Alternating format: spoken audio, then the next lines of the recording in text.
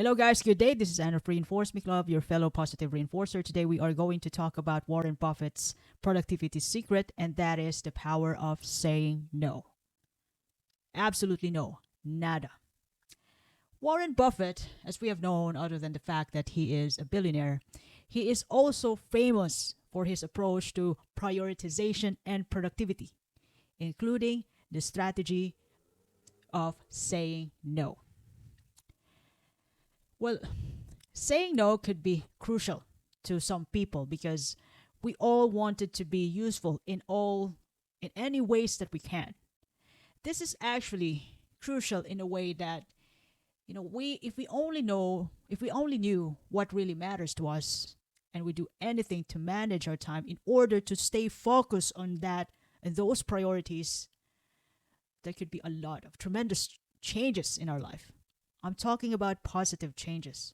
Now, saying no will help us focus on those positive changes, which we could possibly do by ourselves, by starting on ourselves, our own priorities.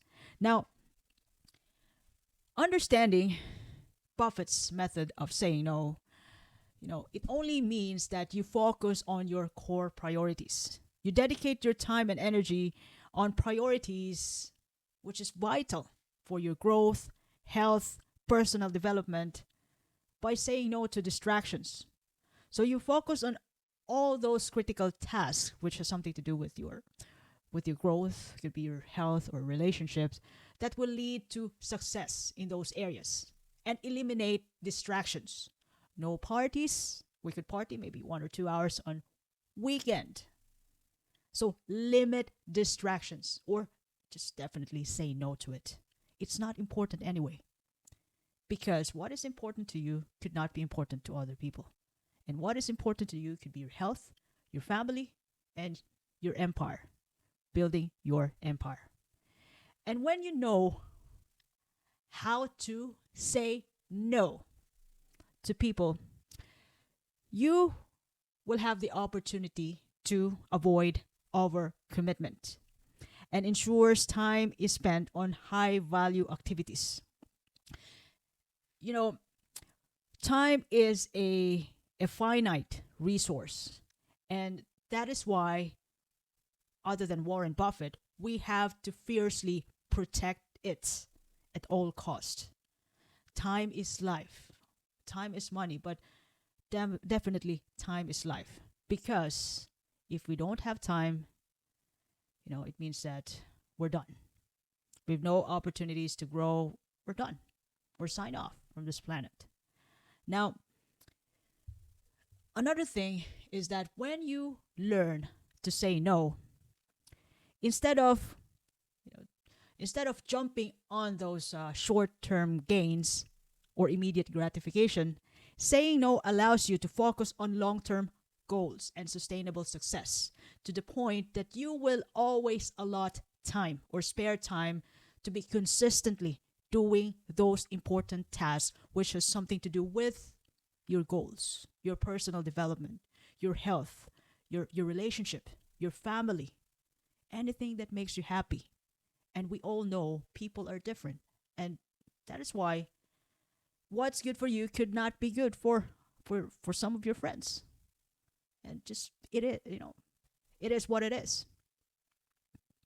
Now, how can we apply the no method, saying no on our daily activities? Now, the first thing you can do is to identify your top priorities. So make a list of your goals and tasks and rank them in order of importance. Like, for example, you have top 10 things to do in a day. Focus only on those 3 to 5 items that aligns with your long-term objectives. Like, for example, for me, I have a lot of things to do. I must cook, I must clean, wash my clothes, go to the go to the shopping center for groceries. But other than that, my top 3 priorities are to make content, work out, and read. That's all. That is the most important thing to me, to feed my mind, my body, and my brain. making contents make me feel that I am useful to the community, to this world, and that is my contribution, and that is important to me. So, other than the things like doing the household chores, making time with your partner, or going to the groceries, there are a lot of things to do. But just as long as I can able to do the top three, and I'll be happy enough to do the other stuff, which are less important. So, I only have top three because long term, building content helps me build a community in the long run, and that will help me learn over time in the long term. That will also help me grow professionally, personally. Exercise, because I love myself. I promise to take good care of myself, and I do workouts. Read, read just to feed my brain, to learn something new, to update my knowledge. So just top three, other than less important stuff. But no, I have to do it, but not necessarily that I have to accomplish it. These are some stuff which can be done tomorrow or any time in the day, even tonight. Now, the second thing that you can do to apply the say no method daily is evaluate requests and opportunities. Like, for example, before agreeing to new commitments, evaluate their impact on your primary goals. Ask yourself if this aligns with your top priorities. You can also make your own criteria. Does this have something to do with my character? Can I grow myself when I join this new commitment, this new project? Can I able to grow, career wise? Can I able to learn from these people who are smarter than me, or are they going to teach me something better than what I've learned right now, what I have right now? So develop criteria for what you say yes to, such as those stuff or people or project which has alignment with your goals, potential for growth, or personal value. Another thing, number 3, practice polite refusals. Be direct but courteous. Learn to say no respectfully and clearly. For example, I appreciate the offer, but I need to focus on my current projects because that project proposal has nothing to do with your career goals, your personal goals. It might gonna eat up your time. You might not gonna have more time. You might not gonna have time with your family because as the consequence of accepting a new project. So learn to say no to that politely and respectfully. When appropriate, suggest alternative solutions or defer to a later time when you have more capacity. So you might want to say no at the moment and tell them that you can think about it, or you can commit to it after 3 months, after 6 months, or by the time when you finish your current project, which is solely important to you because you've already committed to it. Number 4, create boundaries. Set limits. Establish clear boundaries for your time. For example, set specific hours for deep work, meeting, and personal time. So deep work, like for example, by the time you arrive in the office at 7:30, then you can just grab your coffee and listen to music. But by the time that when 9 o'clock starts, you might want to focus might want to focus your attention on your project from 9 to 12. No interruptions, no phones, no phone calls, no chit chat. Just focus on finishing your project, which is in front of you. I'm speaking about those people who are working from 9 to 5. Deep work, no interruptions, no social media. Just do your job from 9 to 12 noon. 10, 11, 12. It's just 3 hours anyway. Deep work. And when you do deep work, though, you can finish a task, loads of tasks, by like 100% focus. In just 3 hours, you can achieve multiple tasks without without interruptions, without diverting your attention to other people's whatever they have, demands that they have. No disturbance. And that is absolutely saying no to distractions. You might want to consider putting on your headphones while you're working on your project, or just close your office in that period of time, because that is your deep work time. Now, communicate clearly though. Let others know your boundaries. For instance, inform your colleagues of your availability and preferred times for meeting. So, if 9 o'clock, 9 to 12 noon is your deep work time, and then you can have lunch from 12 noon to half 12, or 12 noon to 1 o'clock in the afternoon, then from 1 o'clock to 2 p.m., you might be open enough to attend your colleagues or teammates to approach you, whatever concerns they have. So that is building boundaries and communicate your needs. Communicate your, how do you call that? Communicate your boundaries. Boundaries are also needs. And when you are, when you are happy enough to say no, then you would be absolutely happy to reap the fruit of your boundaries, because you have outputs that you can present to your teammates. You finish this, you finish that because of your deep work from 9 to 12 noon. Then you are open for them from 1 p.m. to 2 p.m.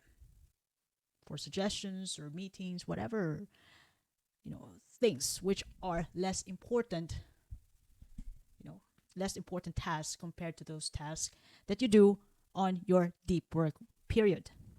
Now, number 5, learn to delegate and outsource. So identify those tasks that can be delegated to or outsourced. This allows you to focus on high priority activities. You can also, which is also, I would also say it's essential to trust your team. Trust your team, or trust your team as well as those outsourced partners to take good care of you. You take good care of each other. This is teamwork. And that the reason why you delegate those tasks, you hire them, you team up with these people, because you can focus on on the projects, on your responsibilities that is solely assigned to you as a teammate.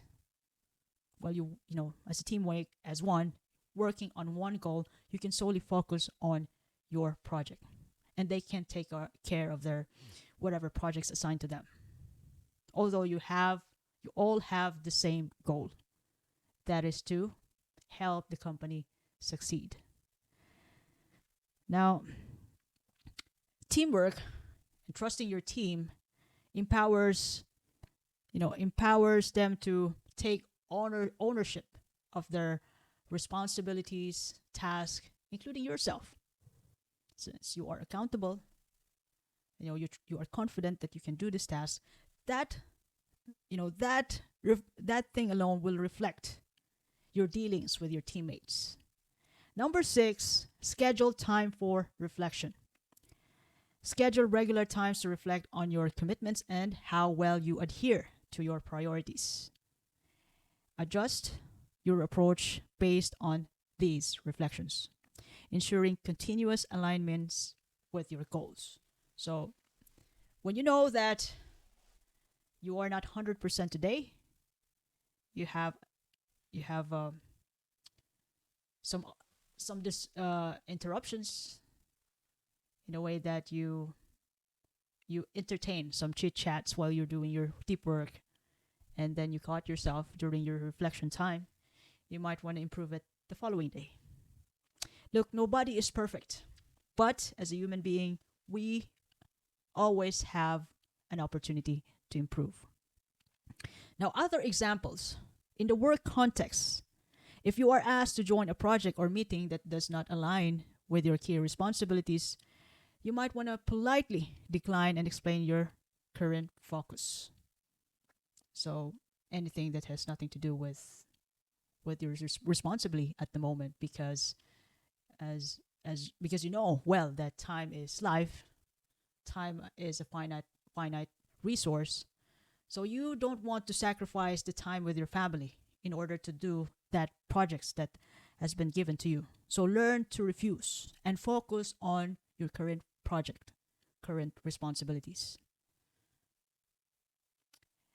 Another thing is in terms of personal life, talking about the social events and activities that don't contribute to your individual goals, to your well-being, like party, drinking sessions, after work, or it could be party sessions on weekends, if it has nothing to do with your goals. But if you go to that party in order to network, then that could be important. But it doesn't mean that you go into that party regularly. But if it has something to do with your long-term goal, then grab the opportunity to network in that meetups or party. Say no graciously and prioritize activities that rejuvenate or bring you closer to your objectives. And in terms of email and communication, limit the time spent on emails and messages by setting specific times to check them. Like, for example, when you finish all the important stuff to do, if you're working on a 9 to 5 job, you might want to entertain these emails and communication by, it could be 3 to 4 o'clock before you go home, or 2 o'clock, 2 o'clock in the afternoon for half an hour or 30 minutes, 2 o'clock, 2 p.m. to 2:30, just for emails and responses. And respond to those emails and communications and the chats. Now, saying no is also beneficial in the most part. And I would personally say, since I've already grown up, I'm almost 40, and I'm proud to say that, saying no makes a lot of sense. It helps you save time and energy and increases your focus. When you say no to this, no to that, because you have something to do there, you're focusing in this one single task, which you are committed to do for the rest of your life, then it means that when you say no, you just eliminate distractions and concentrate on what truly matters to you. Another thing is that when you learn to say no, it reduces your stress. You don't have to satisfy those people who requested you to do this and that, who tells you to do this and that. You don't have to satisfy them. Just say no. And that absolutely reduces your stress. And when you also learn to say no, it means that you have fewer tasks, which allows you to deliver high quality results on those tasks. And lastly, when you learn how to say no to those non-essential commitments, it helps you maintain a healthier work-life balancing, giving you more time for your personal interests and relationships. Now, by applying this saying no methods, shall I say saying no method, which is proven and tested by Warren Buffett, you can better manage your time, focus on your important goals, and achieve tremendous success and fulfillment in your professional and personal life. Now, if you ever love this episode today, you can follow me in Facebook, YouTube, Spotify, Apple Podcasts, and Amazon Podcast. This is Anne, by the way, of Reinforce Me Club, your fellow positive reinforcer. I do appreciate your time and have a lovely day ahead. Thank you very much from the bottom of my heart.